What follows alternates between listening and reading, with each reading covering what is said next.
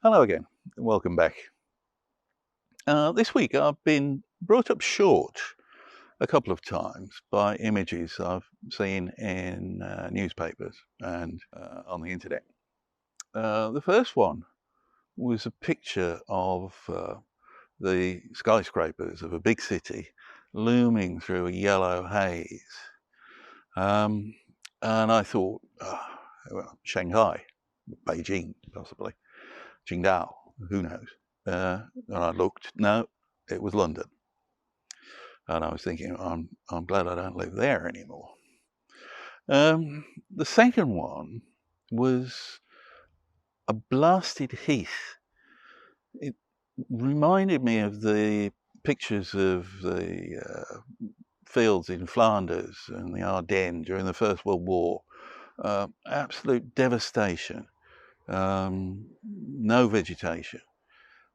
Or maybe the Niger Delta, where there's so much oil pollution, except it didn't look tropical. Or maybe the Baku oil fields back in the early 20th century when there wasn't much in the way of environmental protection.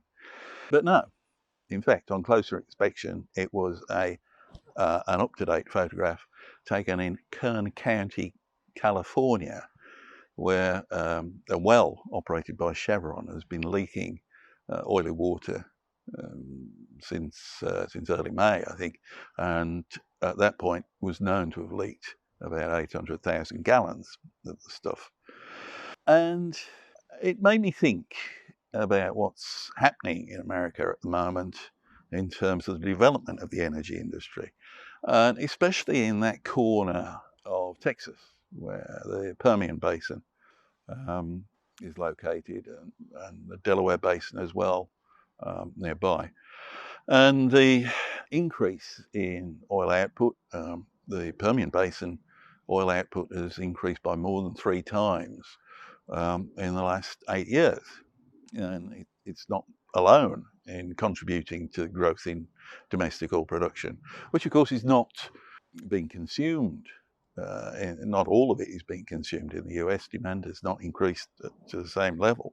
And so routes are being found to monetize new production, not just of crude oil, but also of natural gas and NGLs through the international market.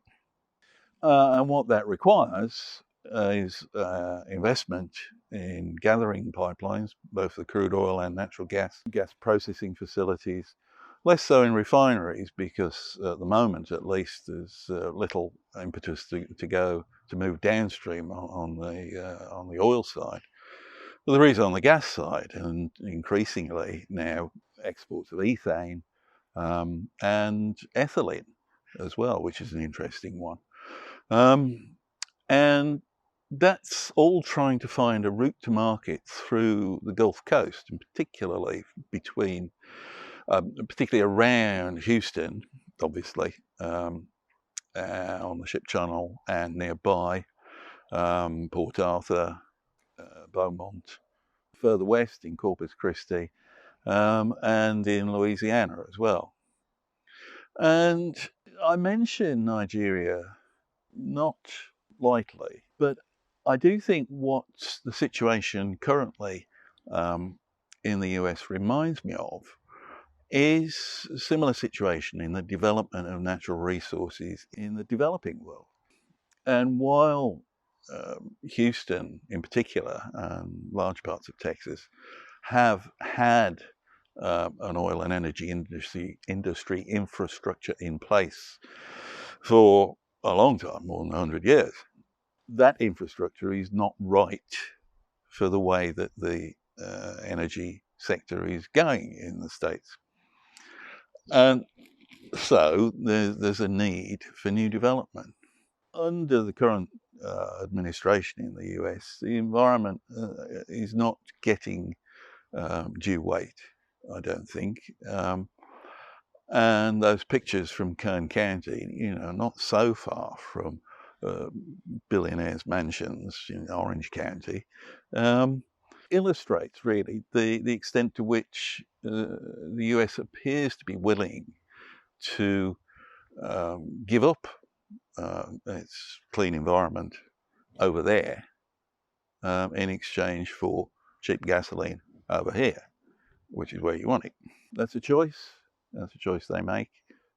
I don't think that's the situation so much in Europe, but as I saw from that other photo, there are air quality problems much closer to home. And I think there seems to be a political will to start dealing with it.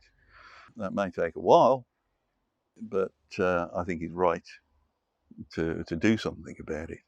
Bit of a gloomy thought this week. Sorry about that. Next week I'll come back with another one about injuries and incidents, I think. You like those, don't you? See you next week.